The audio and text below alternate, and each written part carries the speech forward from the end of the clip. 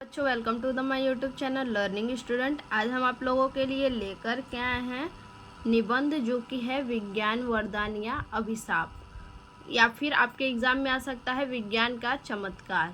इन दोनों में से कुछ भी हो सकता है, और या फिर अगर तीसरा भी कुछ करके आए, बस अगर विज्ञान जहाँ भी लिखा हो निबंध में, तो आप यही जो है कि निबंध लिख दीजिएगा, कोई दिक्कत नहीं है।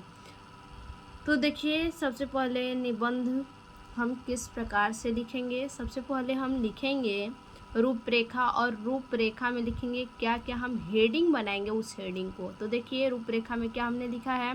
पहला हमारा प्रस्तावना है, दूसरा विज्ञान क्या है, तीसरा है विज्ञान के बढ़ते कदम, चौथा विज्ञान से हानि, और पांचवा है उपसंहार। इतना हम हेडिंग देखेंगे। देखिए, इतना हेडिंग करने के बाद फिर हमारा पहला हेडिंग क्या रहेगा, विज्ञान प्रस्तावना। ठीक, अब देखिए प्रस्तावना में क्या लिखेंगे।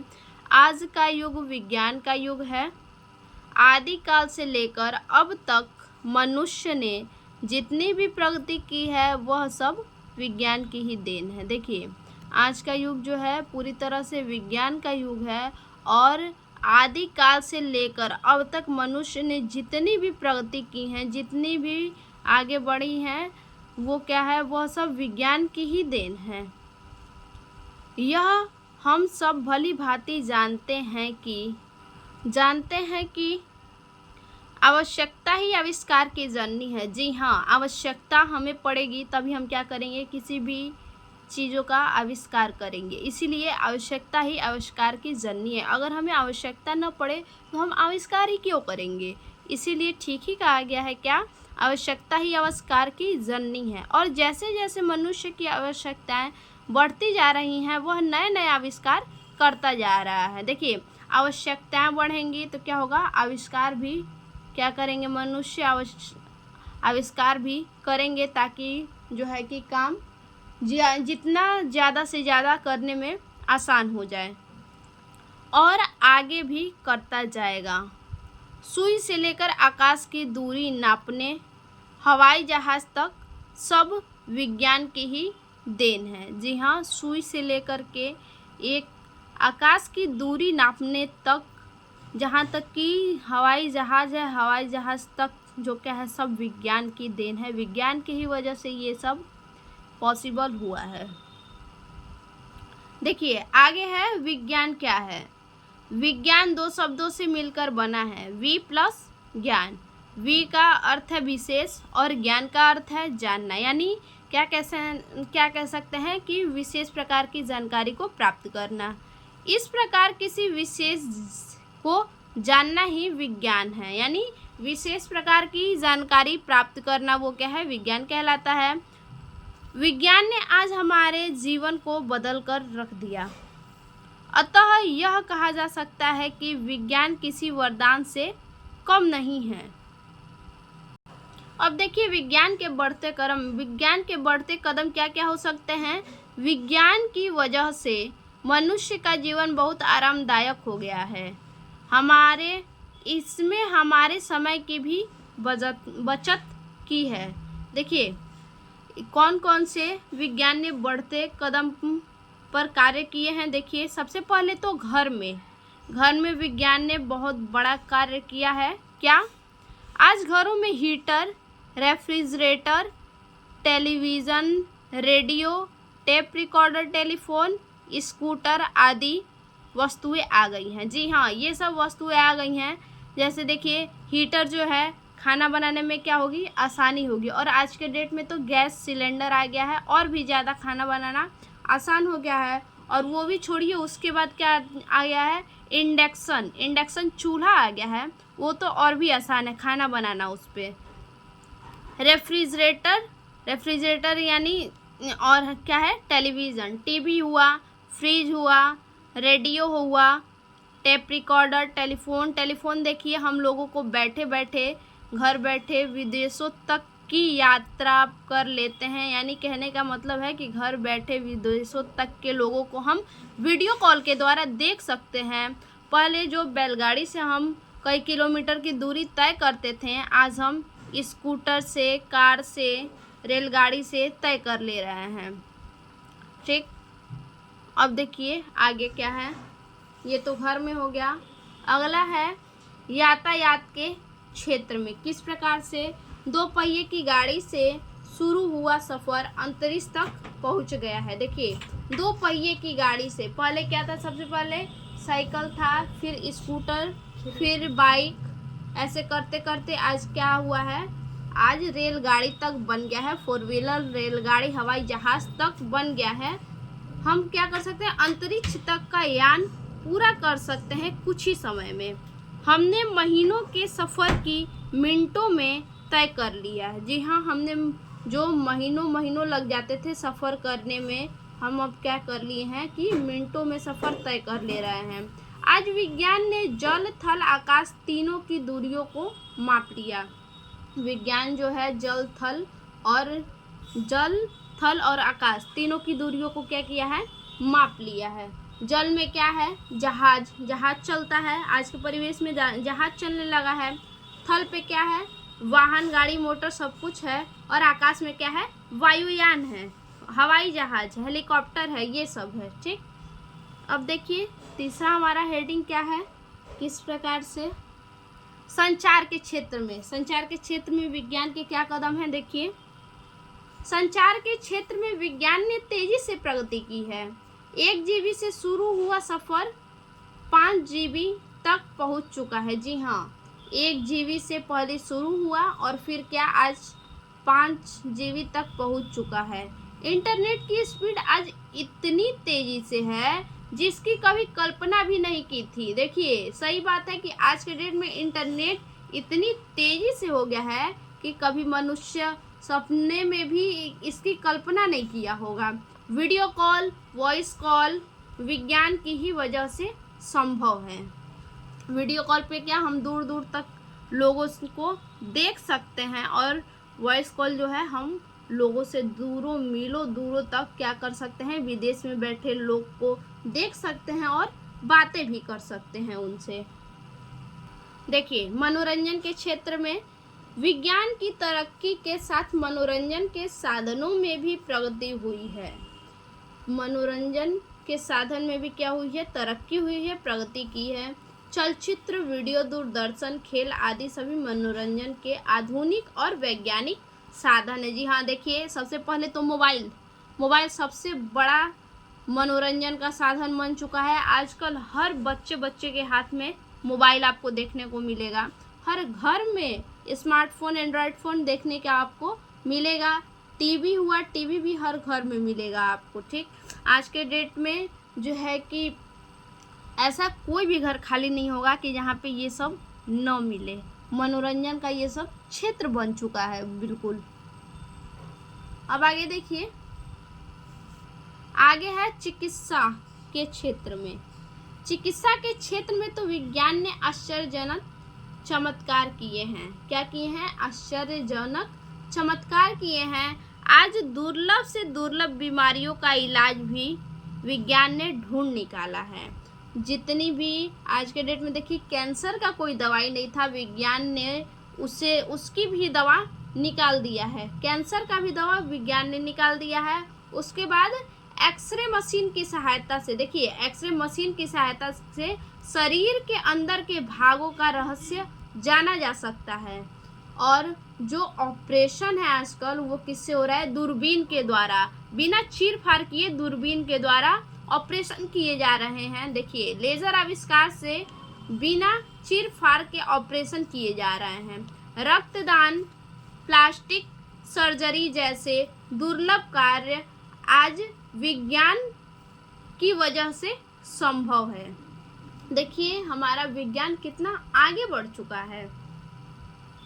देखिए सुरक्षा के क्षेत्र में आज drone, CCTV camera, password, virtual ताले आ जाने से सुरक्षा के क्षेत्र में कई सारे बदलाव हुए हैं। देखिए सुरक्षा के लिए लोग क्या कह रहे हैं, अपने घरों में, जगह जगह पर घरों में, कंपनियों में, स्कूलों में, कॉलेजों में, बड़ी बड़ी कंपनियां, फैक्ट्रियों में, हर जगह क्या है आज के डेट में कैमरा लग रहा है। और क्या है, शादी वगैरह में भी देखिए आजकल ड्रोन देखने को मिल रहा है। ड्रोन हुआ, सीसीटीवी कैमरा, और पासवर्ड भी कहीं कहीं पे आपका पासवर्ड है जो कि पासवर्ड से सुरक्षित रखा जा रहा है। जैसे आपका क्या हुआ, मोबाइल हुआ, मोबाइल में ही पासवर्ड लगा रहे हैं कि ताकि सुरक्षित रहे। वर्चुअल ताले आ जाने से, वर्चुअल ताले भी आ चुके हैं जहाँ से सुरक्षा के क्षेत्र में कई सारे बदलाव हुए हैं। देखिए आगे है कृषि के क्षेत्र में किस प्रकार से नवीन वैज्ञानिक आविष्कार ने कृषि उत्पादन में वृद्धि की है। क्या की है, कृषि के उत्पादन में वृद्धि की है। ट्रैक्टर और नवीनतम आधुनिक उपकरणों के आ जाने से, ट्रैक्टर और किसके, आधुनिक जो उपकरण हैं उनके आ जाने से खेती सरल हुई है। देखिए जो ट्रैक्टर हैं उससे क्या हो रहा है कि जुताई जो हो रहा है बहुत अच्छे से हो जा रहा है। जो पहले लोग बनियार लगवा के पहले करवाते थे, अब क्या है ट्रैक्टर के द्वारा ये सब हो जा रहा है। खाद जो है, खाद डालने वाली मशीनें आ गई हैं, वो क्या है कृषि अब क्या कर रहा है, मशीनों के द्वारा खाद डाल रहा है। यही कारण है कि सब कुछ विज्ञान ने सरल तो कर दिया है, लेकिन एक तरफ क्या है, हानि भी है। तो आइए उस हानि को देखते हैं। देखिए विज्ञान ने यदि हमारे जीवन को सर्वसुलभ बनाया है, यानी बिल्कुल सरल अगर बनाया है, तो वही कई सारी समस्याएं भी उत्पन्न की है। एक तरह से विज्ञान से हमें फायदा है तो दूसरी तरफ क्या है, नुकसान भी है। जो ये दिन प्रतिदिन लोगों को रोगें बढ़ती जा रही हैं, ये सब भी क्या है, विज्ञान की ही देन है।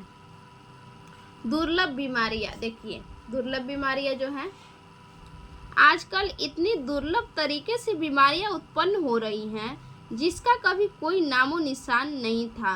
कोरोना वायरस इसका प्रत्यक्ष उदाहरण है। जी हाँ, आज के डेट में इतनी ज़्यादा बीमारियां लोगों को उत्पन्न हो रही हैं जो क्या है कभी हम सुने नहीं होंगे। जैसे अभी हम हाल ही में 2021 में आया था क्या, कोविड-19, चीन से आया था क्या, कोविड-19। और उसके बाद जो खेतों में यूरिया वगैरह पड़ रहा है, जो कुछ भी पड़ रहा है मशीनों के द्वारा जो मिलावट हो रहा है, उससे जो क्या है अनाज भी उसी तरह से होंगे। अनाज में भी क्या किया जा रहा है, जो है कि इंजेक्शन दिया जा रहा है ताकि अनाज क्या हो, जल्दी तैयार हो जाए। वही हम लोग खा रहे हैं, खाएंगे मिलावटी सब, तो क्या होगा, वो भी हमारे शरीर को नुकसान करेगा। शरीर को नुकसान करेगा तो जाहिर सी बात है बीमारियां उत्पन्न होंगी ही होंगी। देखिए कृषि के क्षेत्र में है, अभी हमने आपको बताया खेतों में हानिकारक रासायनिक पदार्थ के छिड़काव से उत्पादन तो बढ़ रहा है। देखिए जो रासायनिक पदार्थ है उसके छिड़काव से उत्पादन तो हो रहा है, उत्पादन बहुत तेजी से हो रहा है, और उसके बाद उसको क्या कर दिया जा रहा है, फिर उसमें इंजेक्शन दे दिया जा रहा है, तो वो क्या हो रहा है और भी ज़्यादा तेजी से होने लग रहा है। लेकिन फसल में वह पोषक तत्व और वह शुद्धता नहीं रही। देखिए अगर प्राकृतिक से छेड़छाड़ करेंगे तो वो भी क्या करेगा, मानव के साथ छेड़छाड़ जरूर करेगा। इसीलिए प्राकृतिक से छेड़छाड़ नहीं करना चाहिए। देखिए अगर हानिकारक छिड़काव से जो क्या है उत्पाद तो उत्पन्न हो रहा है, ठीक है, लेकिन उसमें जो पोषक तत्व हमें मिलना चाहिए, कैल्शियम, विटामिन, प्रोटीन जो भी मिलना चाहिए, आज के डेट में वो क्या हो रहा है, नहीं मिल रहा है, और तत्व व शुद्धता नहीं रही, इस वजह से कई बीमारियां उत्पन्न हो रही हैं। आगे देखिए, आगे है ग्लोबल वार्मिंग। देखिए ग्लोबल वार्मिंग वृक्षों की अंधाधुंध कटाई से, बढ़ते औद्योगिकीकरण से वातावरण में बहुत ही तेजी से परिवर्तन हो रहे हैं। वृक्षों की जो अंधाधुंध कटाई हो रही है और क्या हो रहा है, औद्योगिकीकरण से वातावरण में बहुत ही तेजी से परिवर्तन हो रहा है। लोग क्या कर रहे हैं कि अपनी कंपनी खड़ा करने के लिए, कारखाने बनाने के लिए क्या कर रहे हैं, वृक्षों को काट रहे हैं, अंधाधुंध कटाई बिल्कुल कर रहे हैं। अपनी ज़रूरतों को पूरा करने के लिए बिल्कुल अंधे हो चुके हैं लोग। ग्लेशियर पिघल रहे हैं, इससे क्या हो रहा है कि जो हमारा वातावरण है उसको नुकसान हो रहा है। ग्लेशियर पिघल रहे हैं, ग्लोबल वार्मिंग क्या हो रही है, धीरे धीरे बढ़ रही है, और ये दिन प्रतिदिन बढ़ती ही जाएगी, रुकने वाला नहीं है। जब तक मनुष्य में अंधापन रहेगा अपनी ज़रूरतों को लेकर के, ज़रूरतों को पूरा करने के लिए वो अंधापन जब तक खत्म नहीं करेंगे तब तक ग्लोबल वार्मिंग बढ़ती ही रहेगी और ग्लेशियर पिघल ऐसे ही पिघलती ही रहेगी।